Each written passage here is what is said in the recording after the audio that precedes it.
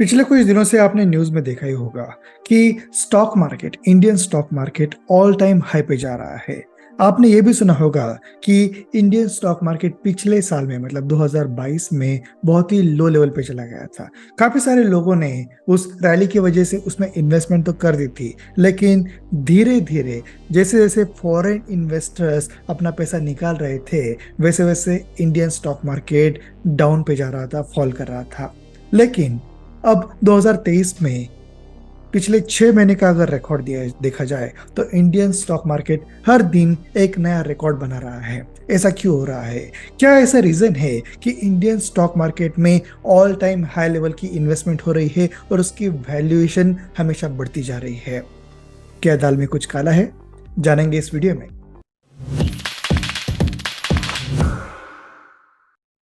सबसे पहले तो मैं आपको बताना चाहता हूँ कि इंडियन स्टॉक मार्केट जो पिछले साल फॉल हो गया था, उसका सबसे बड़ा रीज़न था क्योंकि फॉरेन इन्वेस्टर्स ने अपना पैसा स्टॉक मार्केट से निकाल लिया था। लेकिन पिछले 6 महीने से 2023 जब से शुरू हुआ है, तब से लेके आज तक इंडिया की इकोनॉमी की ग्रोथ बहुत ही स्टेबल है और यहाँ पे जो मार्केट है वो भी बहुत स्टेबल है, सारी कंडीशंस फेवरेबल है। ये देखते हुए फॉरेन इन्वेस्टर्स ने वापस अपना पैसा डालना शुरू कर दिया है। पिछले 6 महीने में इंडियन स्टॉक मार्केट में 30 बिलियन से भी ज़्यादा पैसा इन्वेस्ट किया गया है फॉरेन इन्वेस्टर्स के द्वारा। दूसरा रीज़न है कूलिंग इन्फ्लेशन।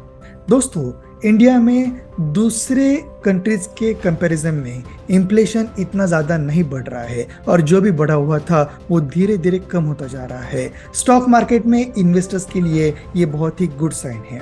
अगर इंडिया में इन्फ्लेशन ज़्यादा नहीं बढ़ता तो इंटरेस्ट रेट भी ज़्यादा नहीं बढ़ेंगे और इसी वजह से जो भी इन्वेस्टर है उनको हायर यील्ड मिलेंगे, ज़्यादा प्रॉफिट मिलेगा स्टॉक मार्केट में इन्वेस्टमेंट करके।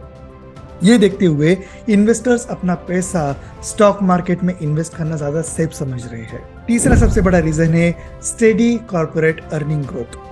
दोस्तों, इंडिया का जो भी मार्केट है वो कॉर्पोरेट सेक्टर पे भी बहुत ज़्यादा डिपेंड करता है, एग्रीकल्चरल सेक्टर पे भी बहुत ज़्यादा डिपेंड करता है। तो कॉर्पोरेट सेक्टर में पिछले कुछ दिनों से एक स्टेडी ग्रोथ दिखाई दे रही है, वहाँ पे अच्छी अर्निंग हो रही है, हर एक कॉर्पोरेट कंपनी प्रॉफिट में आ रही है। तो ये देखते हुए जो इन्वेस्टर्स है वो अपना पैसा कॉर्पोरेट्स में इन्वेस्ट करना ज़्यादा आसान समझ रहे हैं, सेफ समझ रहे हैं। एंड सबसे बड़ा रीज़न पॉजिटिव ग्लोबल ट्रेंड्स। दोस्तों, पिछले साल जो स्टॉक मार्केट फॉल कर गया था उसका एक और रीज़न है, वो है यूक्रेन और रशिया का वॉर। और इस वॉर की वजह से पूरी दुनिया का हर एक स्टॉक मार्केट स्लो डाउन हो गया था।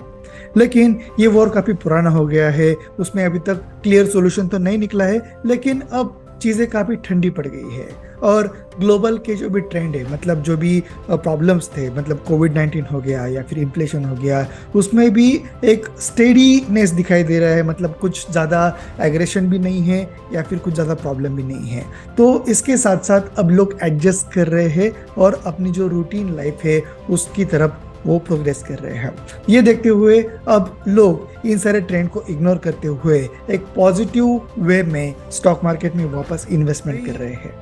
दोस्तों, काफ़ी सारे एक्सपर्ट्स को ये डर भी लग रहा है कि कहीं ये जो स्टॉक मार्केट का जो इन्फ्लेशन है या फिर स्टॉक मार्केट का ये जो राइज है वो एक बबल की तरह बस्ट ना हो जाए, क्योंकि ये ऑल टाइम हाई पे चला गया है। कहीं ऐसा ना हो जाए कि ऑल टाइम हाई पे जाके एकदम से फॉल करना शुरू हो जाए।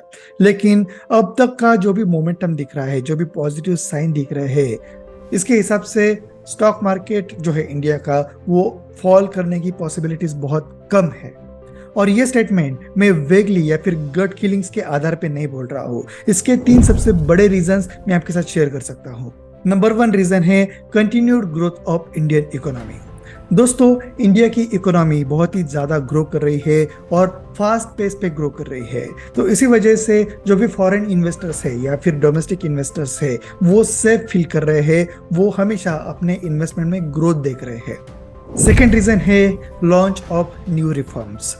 दोस्तों, इंडिया में जो करंट गवर्नमेंट है वो स्टेबल गवर्नमेंट है और इसी वजह से वो डिसीजन मेकिंग बहुत ही क्विकली कर रही है। काफ़ी सारे न्यू रिफॉर्म्स वो इंट्रोड्यूस करा रही है, जिसकी वजह से इंडिया में इन्वेस्टमेंट करना, बिजनेस करना आसान हो रहा है और इसी वजह से लोग इंडिया में इन्वेस्टमेंट करके स्टॉक मार्केट की ग्रोथ को और भी ज़्यादा बूस्ट कर रहे हैं।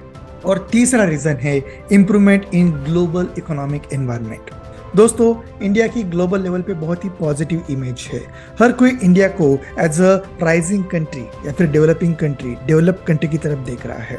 और इसी वजह से इंडिया की जो भी कंपनीज है वो ग्लोबल लेवल पे जा रही है। इंडिया के सिटीजन्स काफ़ी सारी ग्लोबल कंपनीज के सीईओज है। तो इंडिया को, इंडिया के मार्केट को लोग एक रिस्पेक्ट की नज़र से देखते हैं। और इसी वजह से इंडिया की जो ग्रोथ है उसको देखते हुए इंडियन स्टॉक मार्केट एक सेफेस्ट प्लेस है फॉरेन इन्वेस्टर्स के लिए। तो ओवरऑल ये सारे फैक्टर्स को देखते हुए इंडियन स्टॉक मार्केट ऐसा ही ग्रो कर सकता है आने वाले कुछ दिनों में, आने वाले कुछ महीनों में। लेकिन फिर भी हर एक मार्केट में, हर एक स्टॉक मार्केट में कुछ ना कुछ रिस्क तो होती ही है। तो इन्वेस्टर्स को ये सारे रिस्क कैलकुलेट करते हुए अपनी इन्वेस्टमेंट को इंडियन स्टॉक मार्केट में डालना चाहिए। क्या आप भी स्टॉक मार्केट में इन्वेस्टमेंट करते हैं? क्या आप इंडियन स्टॉक मार्केट में इन्वेस्टमेंट करना सीखना चाहते हैं? तो आप मुझे इस नंबर पर कांटेक्ट कर सकते हैं, मैं आपको ज़रूर हेल्प करूंगा। अगर आपके कुछ व्यूज़ है इंडियन स्टॉक मार्केट के बारे में तो आप मुझे नीचे कमेंट सेक्शन में ज़रूर बता सकते हैं। मिलते हैं नेक्स्ट वीडियो में।